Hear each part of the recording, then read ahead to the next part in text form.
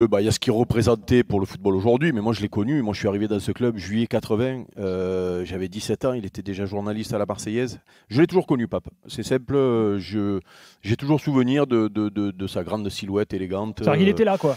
Ben oui, oui, parce que même quand il était jeune journaliste, tu étais obligé de le remarquer, parce qu'il avait une prestance particulière, parce que c'était, tu l'as connu, fait, vous l'avez connu, c'était quelqu'un de cultivé. Quand il parlait, tu tendais l'oreille, surtout quand il était gamin, quoi. Et même tout jeune. Et il a été à bonne école ici parce que moi, quand j'ai débuté, il y avait une bande. Enfin, déjà, il y avait la Provence, le Provençal, le Méridional, la Marseillaise. Le soir, il y avait beaucoup de journaux et il y avait des grands journalistes un peu emblématiques. Et il a fait ses armes avec ces gens-là, avec sa plume déjà acérée à l'époque. Et puis après, il est devenu, vous connaissez sa carrière, hein, manager de nombre de grands joueurs, et puis président. Ah, C'est je ça. reviens juste sur sa période journaliste, Eric, parce il était à la Marseillaise, qui était Ouais. le journal communiste de Marseille. Journal de gauche, oui, journal de extrême de gauche, oui, en effet. Ouais, puisque Qui existe plus aujourd'hui. le Méridional Qu'il ne l'était pas, lui, hein, parce que lui, il était plutôt PS. Hein.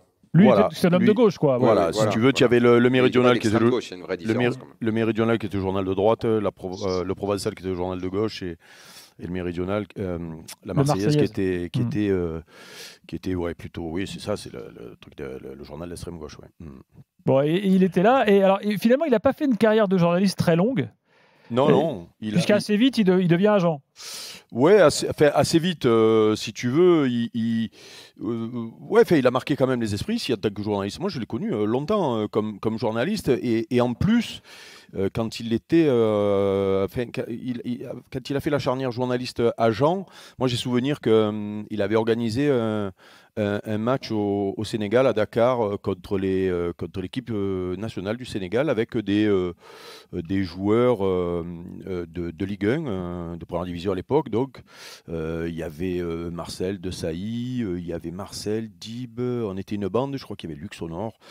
C'était fin des années 80. Donc, il était en train de faire la transition, et je crois que c'est à ce moment-là qu'il a commencé à faire la transition, parce que il s'est occupé de beaucoup de joueurs africains dans un premier temps. Et puis après, il s'est diversifié au point d'être une pointure dans ce milieu-là. Et tous les gens qui l'ont connu finalement, quand tu regardes toutes ses carrières, puisqu'il s'est même essayé en politique, c'est quelqu'un qui, même si à un moment donné on a voulu lui accrocher des casseroles, qu'il n'y a pas de casseroles, pourtant faire passer de journaliste à agent, à président de club, et tâter un petit peu à la politique, normalement tu dois tu dois sortir avec moins de plumes, tu vois. Et lui, une fois, il a été embêté, puis il a vite été blanchi derrière. Finalement, mais il a été vite blanchi pour lui. Voilà, bon, après, il y a peut-être un ou deux transferts qu'on pourrait trouver un peu, mais franchement, c'est. Ouais, y a rien. Franchement, c'est quelqu'un qui, comme tu dis, avait les moyens de se prendre des casseroles et puis qui n'en a pas eu. Quoi. Dans les anecdotes de Pape Diouf agent, il y a la célèbre anecdote de Marcel Desailly à Milan, que Marcel Desailly raconte régulièrement.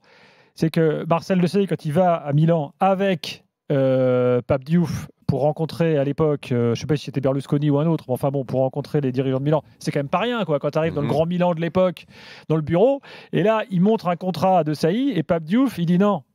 Là, on veut le double.